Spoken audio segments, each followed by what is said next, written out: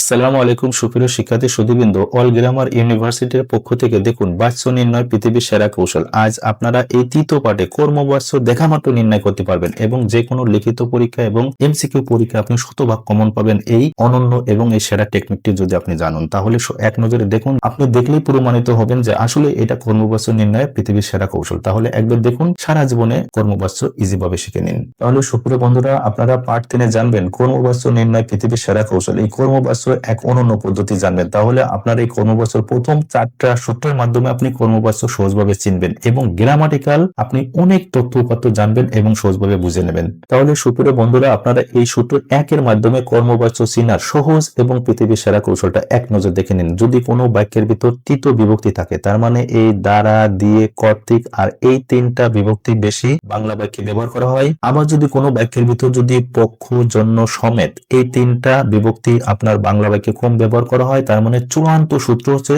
কোনো বাক্যে তৃতীয় বিভক্তি থাকলে সেটাই হবে কর্মবাচ্য। একদম সহজ, দেখুন এর থেকে আর পৃথিবীতে সহজ কোনো কথাই হয় না। তাহলে বন্ধুরা, কোনো বাক্যের ভিতর যদি তৃতীয় বিভক্তি এই 6টা যদি ওয়ার্ড আপনি বা শব্দ দেখেন, তাহলে সেটা 100% কি নির্ণয় করবেন? কর্মবাচ্য। দেখুন কিভাবে, উদাহরণটা দিলে আপনি ইজি ভাবে আরো সহজ করে বুঝবেন। তাহলে বন্ধুরা, এই দুইটা উদাহরণ খুব মনোযোগ দিয়ে লক্ষ্য করবেন এবং সহজভাবে নির্ণয় কৌশলটা দেখুন। আয়েদ কর্তৃক কবিতাটি পঠিত হয়েছে, এটা কি বাচ্য? 100% কর্মবাচ্য। আপনি চিনলেন কিভাবে? কারণ এই বাক্যের ভিতর কি আছে? আপনার এই তৃতীয় বিভক্তি কর্তৃক আছে, এই কারণে এটা হয়ে গেল কি? কর্মবাচ্য। দেখুন এর থেকে পৃথিবী থেকে সহজ কোনো নিয়ম আছে বন্ধুজন? আপনারা এই ব্যাপারে অবশ্যই কমেন্ট করে জানাবেন। আবার দেখুন, আমার দ্বারা বইটি পঠিত হয়েছে, তাহলে এটা কি বাচ্য? 100% কর্মবাচ্য। আপনি বুঝলেন কিভাবে? এই যে এই বাক্যের ভিতর কি আছে? আপনার এই বাক্যের ভিতর এই তৃতীয় বিভক্তি দ্বারা আছে, তাহলে দ্বারা থাকলে 100% হবে কি? কর্মবাচ্য। কর্মবাচ্য একদম সহজ। আমার কাছে মনে হয় যে এই কর্মবাচ্য থেকে আর পৃথিবীতে কোনো সহজ নিয়ম নাই। আর নিচে আরো গ্রামাটিক্যাল নিয়ম আপনারা দেখবেন। এইবার বন্ধুরা, আপনি ইংরেজি বাক্য দিয়ে বাংলা বাক্যের মাধ্যমে কর্মবাচ্য নির্ণয় এক অনন্য পদ্ধতি শেখেন এবং এখানে গ্রামাটিক্যাল অনেক নিয়ম দেখবেন। আর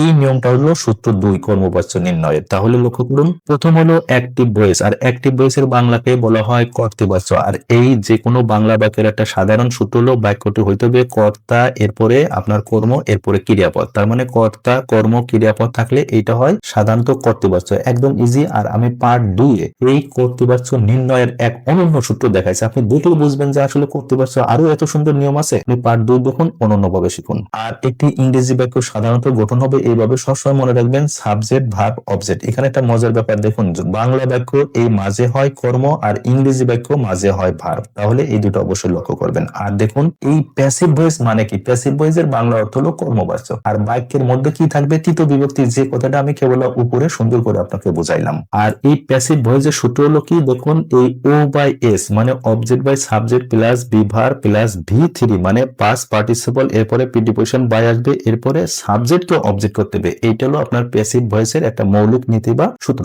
এবার আমরা প্যাসিভ ভয়েস অনুসারে আমরা এই কর্মবাচ্য চিনব কিভাবে? দেখুন, এখানে লেখা আছে আই রাইট আ পোয়েম। এর বাংলা অর্থ কি?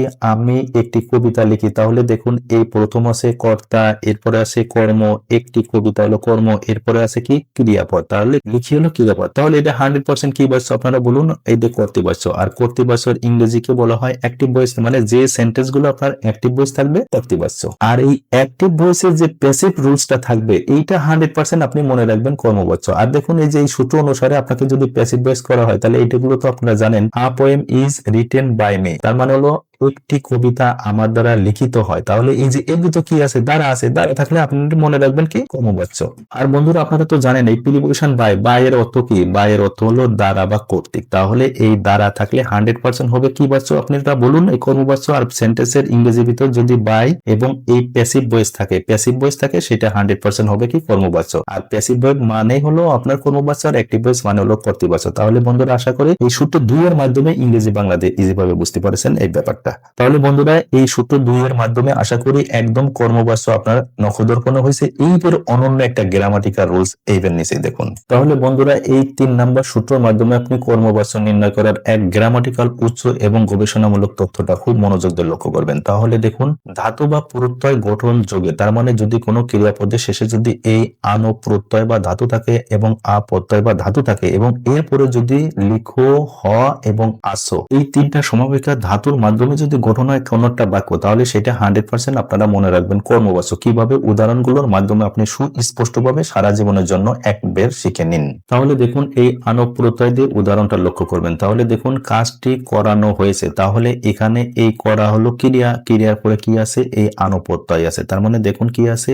এই নো আছে, এরপরে কি আছে? এই হয়েছে, হয়েছে প্রথম অক্ষর কি আছে? হ, তাহলে হ দ্বারা গঠিত হয়েছে, তাহলে এটা 100% কি হবে? কর্মবাচক। সহজ কথা। তার মানে এই ক্রিয়াপদের শেষে কি আছে? এই আনো আছে এবং এরপরে ধাতু হিসাবে কি আছে? হ ধাতু। তার মানে এই আনো এবং এই হ থাকার কারণে এটা 100% হয়ে গেল কি? কর্মবাচক। দেখুন কত সহজ। আবার এই উদাহরণটা লক্ষ্য করুন, বইটি পড়ানো হয়েছে, তাহলে এর সাথে কি আছে? ক্রিয়াপদের সাথে আনো প্রত্যয় আছে এবং কি আছে? হ ধাতু আছে এবং এইটা 100% হয়েছে কর্মবাচক। আশা করি বন্ধুরা এই আনো এবং এরপরে এই তিনটা ধাতু থাকলে সেটা 100% মনে করবেন আপনারা কর্মবাচক। দেখুন কত সহজ এবং এর থেকে সহজ আর কোনো নিয়ম হয় না। এবং পরে আর একটা উদাহরণ দেখলে আপনারা লক্ষ্য করবেন, দেখুন প্রত্যয় দিয়ে উদাহরণ, এখানে দেখুন বইটি পড়া হয়েছে, তাহলে এটা 100% কর্মবাচক। আপনি চিনবেন কিভাবে? এই যে ক্রিয়াপদের শেষে একটা আছে, এরপরে কি আছে? এই হ দ্বারা গঠিত সমাপিকা ক্রিয়া আছে, তাহলে এই প্রত্যয় এবং হ দ্বারা গঠিত হইলে সেটা হলো কর্মবাচক। তাহলে দ্বিতীয়টা দেখুন, চিঠিটা লেখা হয়েছে, তাহলে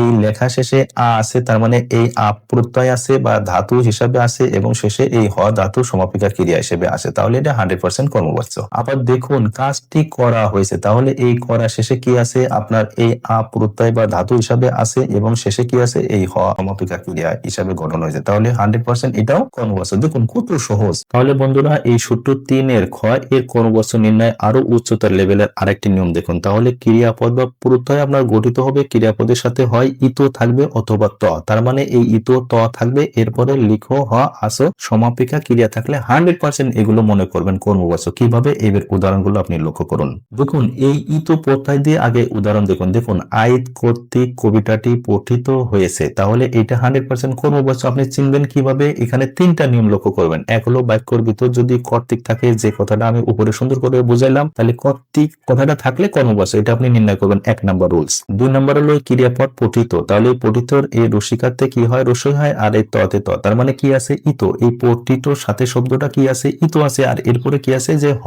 ধাতু দ্বারা গঠিত সমাপিকা ক্রিয়া আছে, তার মানে এই ইতো প্লাস হ থাকলে 100% কি হবে বন্ধুজন? কর্মবাচক। দেখুন কত সহজ। তদ্রূপ এখানে দেখুন আমার দ্বারা বইটি পঠিত হয়েছে, তাহলে এখানে দেখুন কি আছে? এই পঠিত ইতো আছে আর এখানে হ আছে, তাহলে 100% কর্মবাচক। আবার এই শুধু ত প্রত্যয় দ্বারা গঠিত, দেখুন সে শিক্ষক দ্বারা পুরোরিত হলো, তাহলে এই পুরোরিত শেষে কি আছে? ত, এই পুরোরিত শেষে কি আছে? ত, আর এতে শেষে কি আছে? হ সমাপিকা ক্রিয়া, তাহলে 100% এটা কর্মবাচক। তদ্রূপ দেখুন গাছটি পতিত হলো, তাহলে এই পতিত শেষে কি আছে? ত, আর শেষে এই সমাপিকা ক্রিয়া হ ধাতু দ্বারা গঠন করলে হলো গাছটি পতিত হলো, তাহলে এটা 100% কি হলো? কর্মবাচক। তাহলে দেখুন বন্ধুজন এটা কত সহজ কর্মবাচক, এই গ্রামাটিক্যাল উচ্চতার লেভেল আপনারা শিখলেন। তাহলে বন্ধুরা অবশ্যই এই পাঠটি তো শেষ হলো। আপনারা ভাববাচ্য দেখুন, ভাববাচ্য এই গ্রামাটিক্যাল যা শিখলেন এর থেকে আরো সহজ, আপনি কল্পনা করতে পারবেন না এই বাচ্য নির্ণয় এত সহজ আছে। আর বন্ধুরা অবশ্যই আপনারা আমাদের ইউটিউব আপনারা প্লেলিস্ট থেকে দেখবেন বাচ্য নির্ণয় পৃথিবীর সেরা কৌশল, এই প্লেলিস্ট থেকে আপনি ইউটিউব থেকে আপনার এই বাচ্য নির্ণয় সেরা কৌশল দেখুন। আর ফেসবুক পেজ থেকে আপনারা দেখুন বাচ্য নির্ণয় পৃথিবীর সেরা কৌশল, একই প্লেলিস্ট থেকে আপনারা দেখুন, সবার থেকে সেরা কৌশলে জানুন। আর বন্ধুরা অবশ্যই আপনাদের কাছে একান্ত অনুরোধ, এই যে গ্রামাটিক্যাল যে উচ্চতার লেভেলে আপনি দেখলেন বা শিখলেন, এটা আপনার কাছে কেমন লাগলো এই সম্পর্কে দয়া করে অবশ্যই কমেন্ট করবেন। আর বন্ধুরা এই জ্ঞানমূলক ভিডিওটা আপনি দয়া করে শেয়ার করে দেবেন, যাতে এই জ্ঞানমূলক ভিডিওটা দেখে আরেকজনও জ্ঞান অর্জন করতে পারে, সেই প্রত্যাশা আপনাদের কাছে। আর বন্ধুরা অবশ্যই আমাদের এই অল গ্রামার ইউনিভার্সিটি এই ইউটিউব চ্যানেল থেকে যারা দেখছেন, তারা দয়া করে আমাদের এই ইউটিউব চ্যানেলটি সাবস্ক্রাইব এবং অল বাটন প্রেস করে রাখুন। আর যারা ফেসবুক পেজ থেকে দেখছেন, দয়া করে আমাদের পেজটি লাইক, ফলো, শেয়ার দিয়ে আমাদের সাথেই থাকুন। আপনার উত্তরোত্তর সাফল্য এবং অনন্য এরম গ্রামার শিখুন, সেই প্রত্যাশা রেখে শেষ করছি। আপনারা সুস্থ ভালো থাকুন। আল্লাহ হাফেজ।